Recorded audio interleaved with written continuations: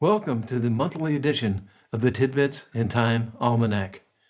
For each individual day, you can look in the show notes below for a link to additional information about that day's tidbit. June 1st, 2021. Would you like to hear the fascinating story of the Laura Buxton balloon event? Laura Buxton released a balloon that ended up in the hands of another girl, also named Laura Buxton, who lived some 140 miles away. The two girls were both 10 years old at the time, and the same height, which was unusual because they're both tall for their age. They have the same eye color and hair color. Plus, they each had a 3-year-old female black Labrador retriever at home, along with gray pet rabbits. Not to mention pet guinea pigs, which were the same color and even had the same orange markings on their hindquarters. The first Laura Buxton was attending her grandparents' 50th wedding anniversary celebration in Staffordshire, England. Her grandfather encouraged her to tie a note with her name and address to a gold mylar balloon, fill it with helium, and release it. Off it floated into the sky. A farmer, Andy Rivers, later found the balloon in a hedge in Milton, Lilburn, England. He knew that his neighbors, Peter and Eleanor Buxton, had a daughter named Laura, so he gave the balloon to her parents. There was a telephone call, and later the two girls met, became friends, and have continued their friendship. June 2nd, 1929. Norton Juster was born in Brooklyn, New York. I just pulled out my old copy of The Phantom Tollbooth to reread as one of the great pleasures of life. Juster published it in 1961, and it was sold as a book for children. But it is so much more than that. And while kids will like it, adults will roar with laughter at its purposely made-up words, puns, deliberate misuse of words, and 1,000 other things. It is a most delightful book, and various different actors read each of its chapters on YouTube. June 3rd, 1946. Hungary issued the 100 quintillion pengo note to deal with inflation. Throughout history, governments have spent more than they took in, piled up huge debts, and then tried to inflate their way out, inevitably causing a currency default. Is the U.S. already on the path recently forged by Zimbabwe, Greece, and the euro, by spending itself into oblivion? June 4th, 1989. A lone protester stood in front of a column of Chinese army tanks, causing them to halt. This came to be called the Tiananmen Square protest. The Chinese government had the area swept of demonstrators with the killing or arrest of an estimated 1,000 people. The site is huge, approximately 53.31 acres. The word Tiananmen means the Gate of Heavenly Peace. The gate has been called the Great Ming Gate and the Gate of the Nation at various times in its history. June 5th, 1933. The U.S. went off the gold standard. The Federal Reserve has inflated the dollar by 2,123.9%. That means anything you could have purchased for $100 in 1933 would cost you $2,223.92 today. Of course, that is a tremendous change, just during fewer years than a full century. We are experiencing a huge amount of inflation right now, so buckle your seatbelts. June 6th, 1946. In connection to the D-Day invasion during World War II, former House Speaker Newt Gingrich said, quote, "The greatest challenge facing America is not money, but thinking. You have to get it in your head. The current system is broken." then citing the Allied invasion at Normandy on June 6, 1944, as an example of the magnitude of the lift required that would reestablish the Judeo-Christian foundation and biblically based culture established by the American founders. Gingrich said, quote, "Eisenhower had concluded that we could not afford to be pushed off the beach, that this was the one great opportunity to liberate Europe, and that we would not have the nerve to try it again if it failed. If you look at the planning for Normandy, it is this. Only an American system, at its peak, could have done this." June 7, 1938. George Guidall was born in Plainfield, New Jersey. He has recorded more than 2,000 audiobooks, far more than anybody else. And he is still going. Guidall says he reads all his books beforehand and seeks to understand the book, not to simply impart information, but also emotion and performance. Guidall says many narrators are, quote, just reading out loud. They do not have an emotional underpinning. There is a rhythm to speech in terms of what is implied. If it is raining in the book, there has got to be something about the voice that evokes the rain. Guidall goes on to say that audiobook narration, quote, expands the intent of the author. That brings it into an immediacy. I am a literary hermit crab, finding a home in someone else's imagined truth. June 8, 1967. Israeli warplanes, along with 3 Israeli torpedo boats, attacked the USS Liberty while she was in international waters. This caused the death of 34 people and injured 174. After surveilling the Liberty for more than 9 hours, with almost hourly aircraft overflights and radar tracking, the air and naval forces of Israel attacked without warning. The Liberty was identified as a U.S. naval ship by Israeli reconnaissance aircraft before the attack and was continuously tracked by Israeli radar and aircraft thereafter. With no offensive armament, she was not a military threat to anyone. The Liberty, a $40 million state-of-the-art signals intelligence platform, was later declared unsalvageable and sold for scrap. The administration of President Lyndon Johnson never sought justice for the victims and were therefore accused of a cover-up. June 9, 1923. David M. Gonzales was born in Pacomia, California. He enlisted in the U.S. Army during World War II. Serving in the Philippines, he was killed in action on April 25, 1945, while under heavy enemy fire digging out several soldiers buried under rock and sand following a bomb explosion. Posthumously awarded the Medal of Honor, Gonzales was also awarded several commendations and awards, although decades later.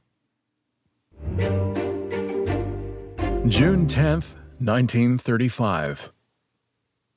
Alcoholics Anonymous was established in Akron, Ohio. It was founded by a stockbroker named Bill Wilson and a surgeon, Bob Smith, who found that the best way to keep from drinking was to spend time with other people who were trying to keep from drinking. Between the two of them, they developed the main traditions of AA, anonymity, confession, and mutual support. Alcoholics Anonymous grew rapidly during the 40s and 50s, but Bill Wilson refused to appear on the cover of Time magazine, and he would not accept an honorary degree from Yale because he believed in anonymity, and he stuck with it to the end. June 11th, 1630. John Winthrop, on his way to the New World aboard the ship Arabella, put pen to paper, outlining his goals for the new colony. Quote, "We shall find that the God of Israel is among us, when 10 of us shall be able to resist 1,000 of our enemies, when he shall make us a praise and glory, that men of succeeding plantations shall say, the Lord make it like that of New England.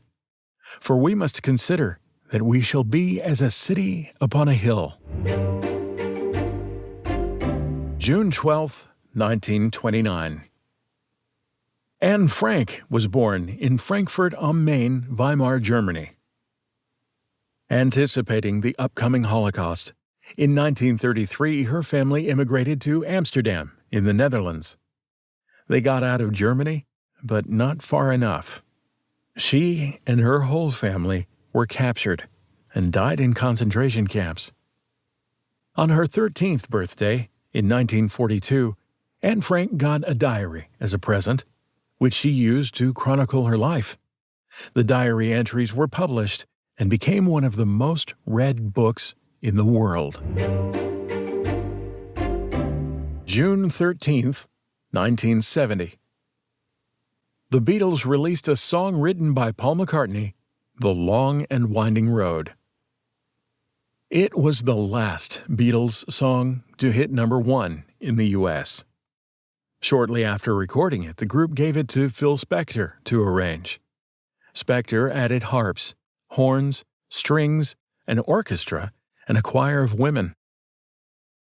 After McCartney heard the remixed version, he was aghast, and within 2 weeks, McCartney announced the breakup of the Beatles. He later filed a lawsuit asking for a legal dissolution of the partnership. The Spector version of the recording was released and sold 1.2 million copies in the first 2 days. So what caused the breakup of the Beatles? Surely it was not this song, but maybe it can be blamed on Phil Spector? Or maybe Paul McCartney had an artistic hissy fit about the arrangement? It was likely not just one thing, but many things, all culminating at a particular time. After all the success, the adulation, the crowds, the stardom, the money, the fame, the drugs, the alcohol, the gurus, the accumulated years of petty strife among the guys, added to by their wives, ex-wives, and girlfriends, that they just could not hold it together any longer. What do you think? June 14th, 1975. Henry Edward Roberts began marketing a personal computer based on using an Intel 8080 chip designed for ordinary people.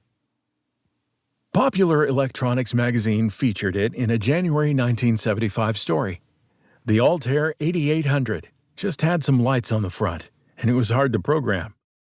Altair expected to only sell 200 computers, but after the Electronics magazine boost, they sold 2,500 by May of 1976.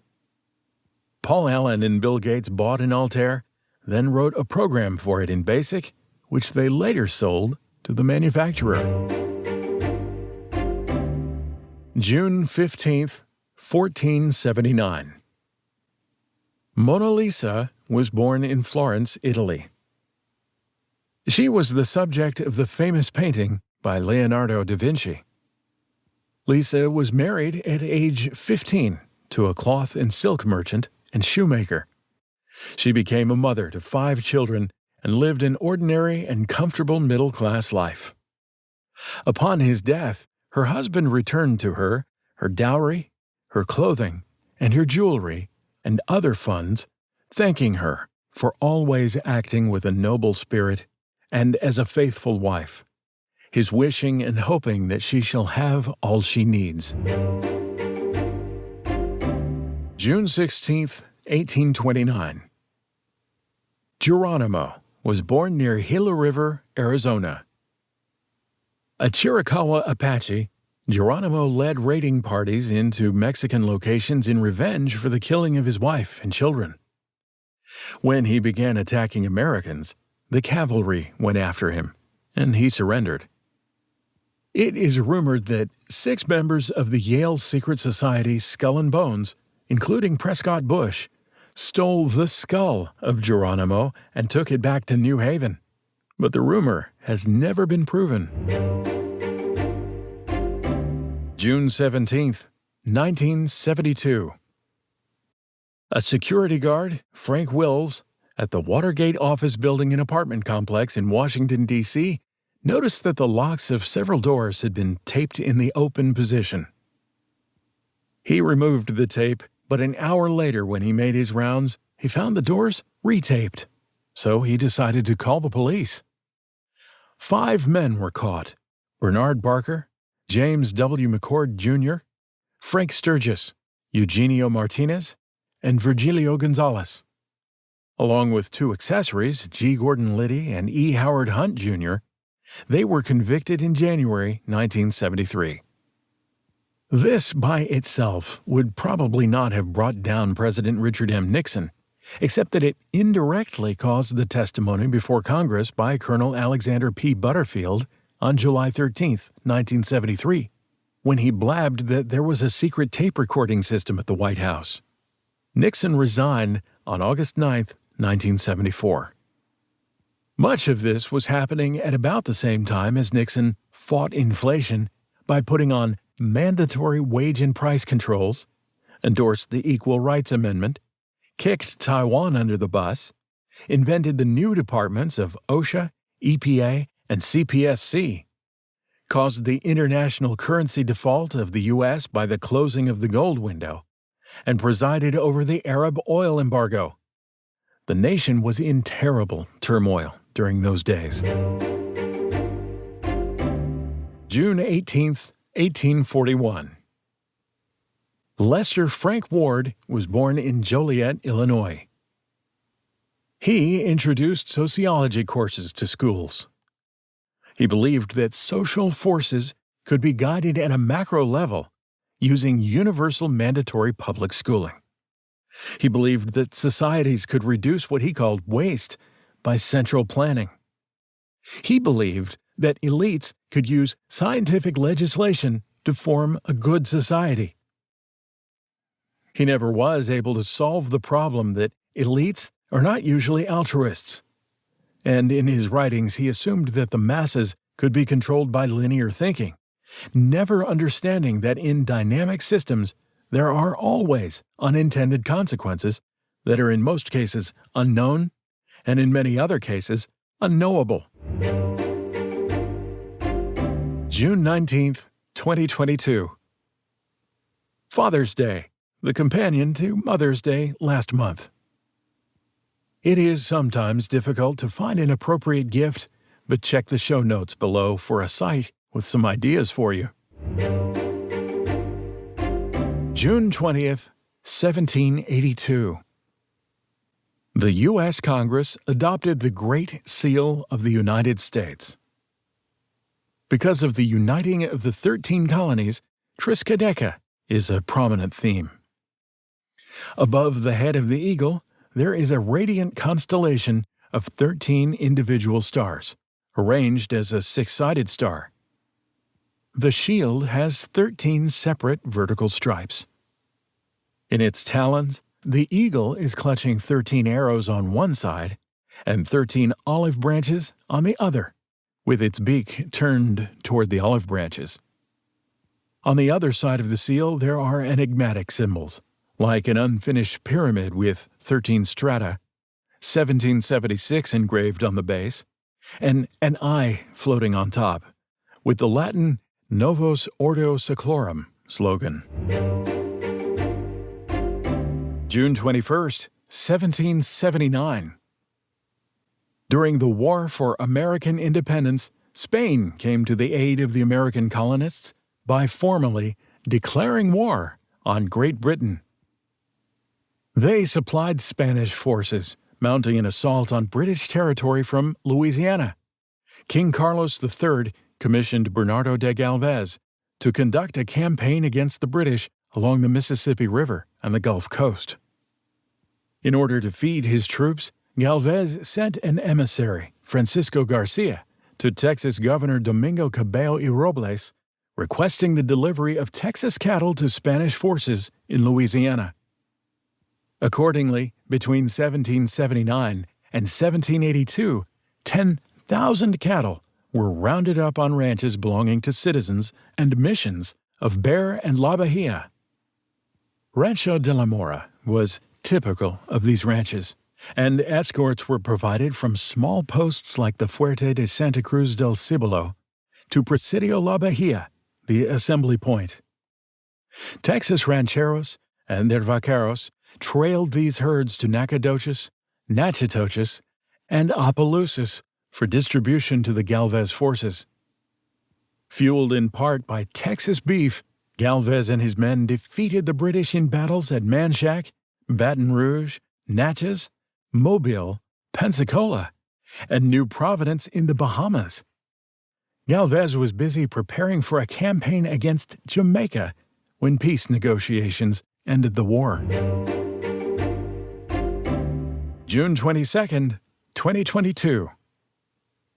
In my family, this is the date we celebrate the birthday of my sister. My parents only had 2 children. Since I'm about 5 years older, I distinctly remember the night my mother and father left me with neighbors to go to the hospital. They returned a few days later with a little baby girl. Happy birthday, Roxanne. June 23, 2005. The U.S. Supreme Court decided the case of the Little Pink House, Suzette Kelo versus New London, Connecticut, 545 U.S. 469. This is an eminent domain case where the city allowed a private developer to bulldoze a whole neighborhood of privately owned homes to build under a, quote, comprehensive redevelopment plan. Besides the Suzette Kelo home, this was part of a 91-acre tract that involved many homes. Many people protested the opinion of the court, and 8 states have prohibited such actions.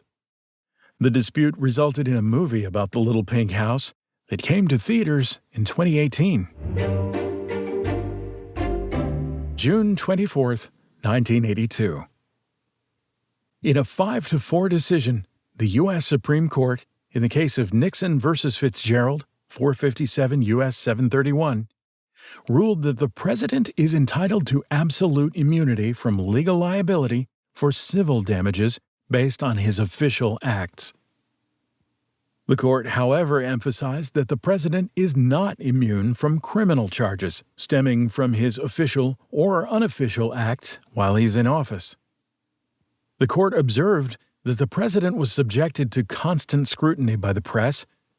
It noted that vigilant oversight by Congress would also serve to deter presidential abuses of office and to make the threat of impeachment credible. It determined that other incentives to avoid presidential misconduct existed, including the desire to earn re-election, the need to maintain prestige as an element of presidential influence, and the traditional concern for his historical stature. This decision was clarified by Clinton versus Jones, in which the court held that a president is subject to civil suits for actions committed before he assumes the presidency. June 25th, in the year 474 BC. King Xerxes, at the request of his wife Queen Esther, issued a decree granting authority to the Jews in his kingdom to defend themselves. He had previously issued a decree, prompted by Haman the Agagite, for the extinction of the Jews. Due to a quirk in the law, the king could not rescind his prior order. About a year later, when the Jews were attacked, they successfully defended themselves, killing some 75,000 of their enemies. June 26, 1909.